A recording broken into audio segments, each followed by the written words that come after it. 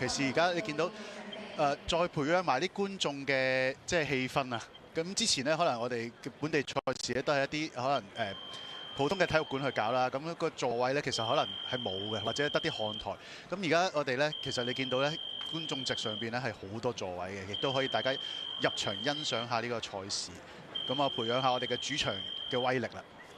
冇錯㗎，呢個要培養呢兩個字好緊要。但係我記得呢，當時2008年北京奧運呢，香港有份承辦呢，就係呢個馬術項目嘅時候，大家都話啦，可能真係要玩過馬術嘅朋友比較少。但係呢，從嗰個時間開始，大家學咗去點樣睇馬術，同埋去感受下嗰種觀賽嘅感覺，同埋認識嗰種觀賽嘅禮儀。咁啊，因為有好多比如我哋尋日都講過啦，劍擊項目呢，雖然你就話見到啦，衝擊性比較大，但係其實都係一樣呢，好有禮儀。係好紳士嘅比賽嚟嘅，喺當中呢，唔係話淨係大家揾劍，可能大家見配劍，可能不論唔係淨係吉劍，可能會有劈啊斬落去咁比較上大啲嘅動作。咁但係其實好多嘅禮儀上面呢，一啲嘅小細節呢，咁啊有阿翠兒同埋有主 Sir 喺度呢，咁啊都會去俾大家可以認識多啲呢一個嘅運動項目呢，去感受同埋培養大家喺個觀賽方面嘅禮儀。咁喺呢邊亦都見到啦，鄭曉慧同埋阿李無天亦都已經咧準備就緒咧。後邊如果大家啱啱好順眼，記得 Daphne 都喺度啊。咁啊啱好咧排到正喺後邊。咁因為而家咧只係進行緊係女子32強啊，女子花劍32強嘅賽事。嗱，咁我哋如何見到呢個賽事係國際級呢？其實呢，我哋而家呢位裁判呢，我哋係新加坡嚟嘅，隔離賽道嘅裁判呢，就喺泰國嚟嘅。咁其實呢，真係雲集住呢個唔同國家嘅頂尖人士喺呢個比賽度嘅。咁啊，我哋嚟緊呢，啱啱試咗件電衣啦。咁點樣要試下呢？因為呢驚啲器材呢會失效啊。咁所以呢，我哋呢會將把劍呢放落人哋件金屬衣嘅有效部位呢，試下各樣嘅器材係咪正常運作嘅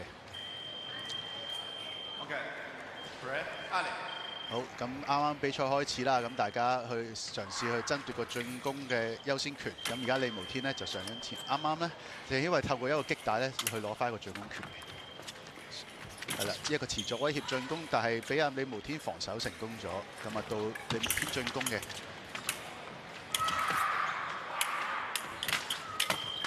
好，啱啱李無天做咗一個防守還擊啊，咁啊刺中腳嘅位置。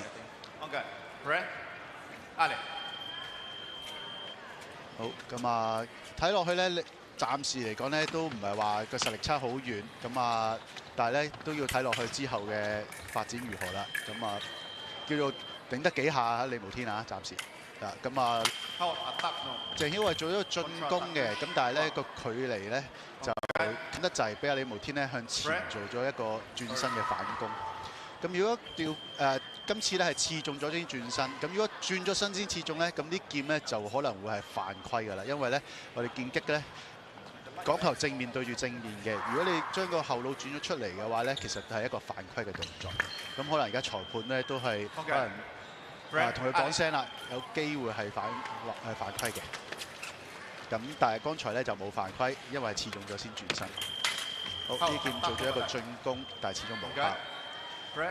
咁你大家會見到咧，女花個節奏咧冇男花咁快嘅原因咧，係因為佢哋個爆炸力啊，個手指嘅控制力啦，都可能冇男子花劍咁強啊，所以佢哋可能控制好多用唔同嘅節奏去做一啲進攻咧，去令到對方睇下有冇啲錯誤出到嚟。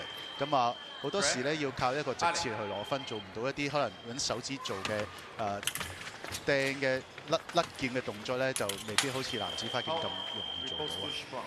好，咁啊呢劍咧，裁判就判咗李無天防守還擊，自然得分。現時係2-1，李無天領先緊。好，呢劍都係啊，做咗一個畫完防守，然後咧做一個上手落腰，持中得分。覺得鄭曉慧開局有少少喺個即係處理個距離嗰度有少少急咗啲，好多時候上嘅時候上得急咗，個距離一近嘅時候就俾阿李無天做一啲嘅反攻啊或者搶攻嘅動作。咁啊啱啱即係調整咗少少啦，做咗一個防守還擊。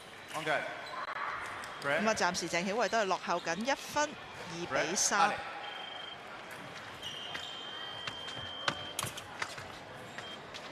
咁啊，其實從實力嚟講咧，鄭曉維就喺李莫天之上嘅。咁啊，即係睇下佢點樣去快啲去入局啊。咁啊，其實可以多啲去調下個距離啊，同埋上步嘅時候可以唔需要上得咁快咁急啊。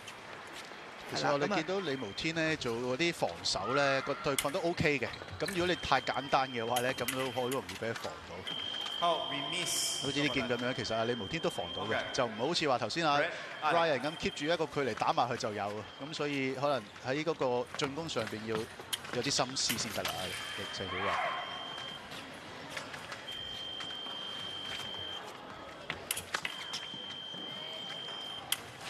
鄭曉維繼續嘗試組織進攻，都係太近啦。同埋李莫天一見到鄭曉維上嚟，佢直情係佢唔褪啊！佢直情等你個距離入得太深嘅時候，直接做一啲反攻同埋搶攻嘅動作。好，呢劍捉到李無天咧上前有少少鬆懈啊！咁啊，鄭曉維咧做咗一個進攻刺中得分。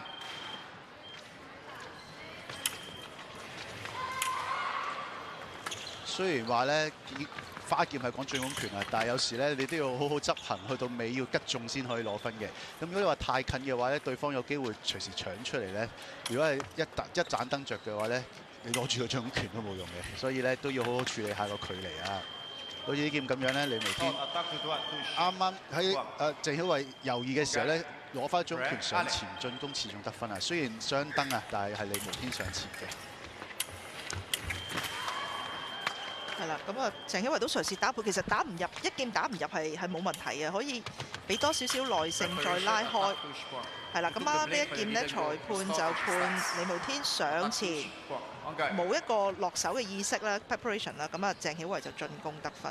其實鄭曉維可以係唔係話佢要好簡單就可以打入去李莫天，因為李莫天都有啲手上嘅能力嘅。咁但係其實佢只要通過多少少嘅移動，節奏上邊變一變，你就俾佢去做一啲嘅反攻啊、搶攻嘅動作，再加個防守還擊，其實就已經可以打得入去。咁啊，啱啱鄭曉維做一個簡單嘅擊打進攻啦。係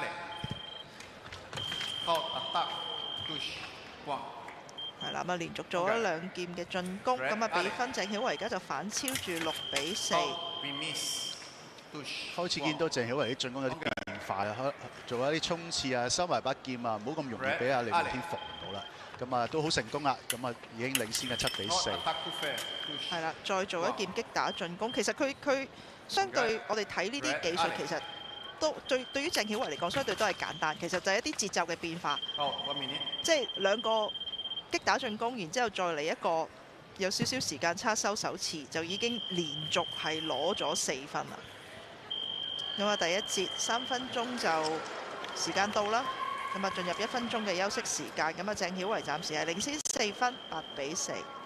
不過有時就係咁噶啦，咁啊開頭嗰幾分咧就試下睇下可唔可以用啲最輕鬆嘅姿態咧去攞分，但係唔成功啦，咁啊慢慢再加啦。咁呢個就係一個中間有個變化。咁呢啲即係喺有經驗嘅劍手咧，就會慢慢去調節佢哋自己需要放幾多體力落去啊。因為始終咧今日咧個賽程咧就去到7-8點嘅，咁啊如果你下下都用盡晒力去打咧，就變相就講個體能嘅需求好大啊。咁所以咧，盡量睇下可唔可以用最輕鬆嘅方法。咁如果唔得啦，咁啊慢慢再變啦。咁亦都係一個好好嘅示範俾各位年青運動員睇下，究竟喺場上邊究竟要點樣去收放啦。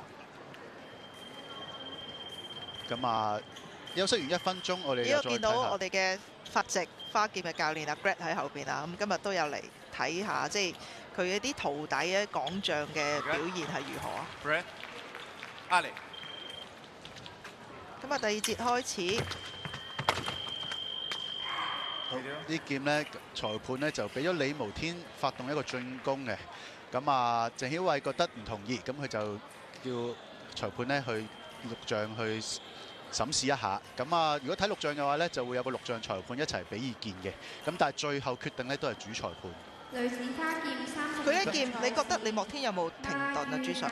其實有少許嘅，但係咧就要睇下慢鏡頭咧，究竟李無天停完之後係發動先啦，定係鄭曉維真係捉到佢停？唔係，因為我見到嗱，而家我哋慢鏡睇到其實就係最後刺中呢一個動作啦。但係其實之前啊，鄭曉維都有少少一個防空嘅動作，即係想去穩劍嘅動作。係啦，咁啊俾咗李無天啦，咁可能真係啱啱一個畫完嘅動作咧，就係一個防守嘅動作嚟嘅，所以咧俾咗李無天係繼續進攻，持續得分。係啦，咁啊鄭曉慧，我覺得曉慧咧進攻咧好多時有啲猶豫，想做一啲攞劍嘅動作啊，咁啊俾李無天可能捉到佢咧停頓嗰啲。咁如果佢可以早啲指住佢咧，其實可能可以引得到啊李無天做啲防守，做一啲 1-2 入去打，可能會湊效啲。因為咧李無天咧個反應都快嘅，咁有時快咧你可以呃下佢嘅。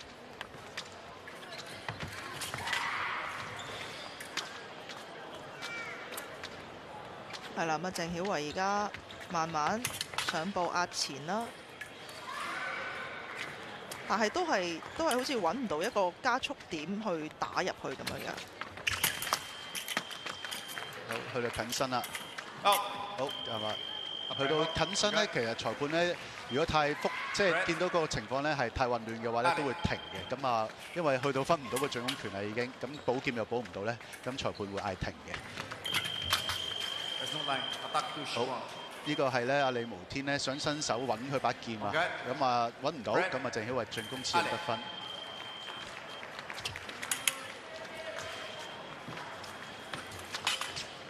其實你見李無天其實嗰個進攻能力都係相對係比較弱少少，好似頭先嗰啲係即係有一半都係似係假嘅。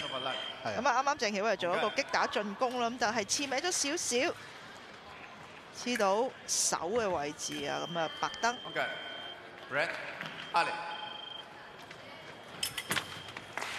同埋其實李無天對鄭曉慧嗰個擊打嗰個反應都幾快。其實可以嘗試下逼入去個距離，就唔好掂劍啦。咁啊啱啱再做一個反防守還擊啊，鄭曉慧咁啊攞多一分，10-5。好，咁啊繼續都係防守還擊啦，防咗個6位，刺翻李莫天腰嘅位置，領先到11-5。其實好似頭先嗰兩劍咁，其實嗱呢劍好劍啊！咁啊鄭曉慧喺後退嘅過程裏邊，俾阿李莫天上嚟，咁但係喺李莫天未有落手嘅意識嘅時候咧，就做一個搶攻。咁啊其實鄭曉慧都睇到佢嗰個戰術嘅多變啦。頭先做咗一劍搶攻，然之後就連續做2劍簡單直接嘅進攻啊！咁啊又做一劍搶攻。因為佢見到李無天呢啲出手都比較複雜啊，唔會話直接出嚟，咁所以咧就爭個時間差做一個點搶。咁啊李無天呢個畫圓6防守咧，其實有幾劍都冇燈㗎啦，咁啊可能要改變啦。咁啊鄭曉慧進攻刺咗喺大髀嘅位置無效啊！咁啊其實個分數都拉得比較開啦，基本上個賽果都99.99啦，咁啊鄭曉慧進攻，咁啊裁判就判咗防守還擊。係啦，呢啲咧劍咧就好尷尬嘅，有時咧就要睇下，因為咧如果一齊擊打嘅話咧，基本上都會向叫做俾咗上前進攻嘅優先嘅。咁但係如果你打咗佢把劍嘅後1/3咧，就會變咗對方嘅防守還擊啊，因為咧把劍咧後邊1/3比較粗身啲，同埋咧控制得好啲，咁容易啲去擋走呢把劍，所以呢個係規例寫咗嘅。呢一劍呢，裁判就判咗俾李莫天進攻。我自己咁睇，我覺得其實阿鄭曉慧係有伸手做一個擊打，但係我覺得係2下聲啊。咁所以係嗱，我哋睇下慢鏡可唔可以睇到先？第一個伸手，但係個感覺上邊，我覺得李莫天最後係有做一個擊打。咁啊，最後裁判都係判咗俾李莫天，咁啊追翻1分8-14。係啦，調整一下先，慢慢上去。係啦，試下出劍嘅時候，未必一定要做擊打嘅。係啦，調一調冇問題。李莫天拉開，係啦，咁啊趁佢上嘅時候一個猶豫，鄭曉慧再做一個搶攻。好，咁啊恭喜晒夢喺呢度，咁啊32強成功咧就係將阿李無天淘汰出局，咁啊躋身到去16強嘅賽事。咁啊，除咗阿鄭曉慧阿夢之外啦，咁啊另外而家咧暫時睇到喺32強啊，幾位大家都幾關注嘅香港嘅女花劍手啊，包括咗阿梁雅蕾啊、阿 Daphne 啊、陳樂思啦、龍卓瑩啦，暫時都已經咧就係率先咧喺32強就勝出咗，可以獲得咧就係晉級16強嘅資格㗎啦。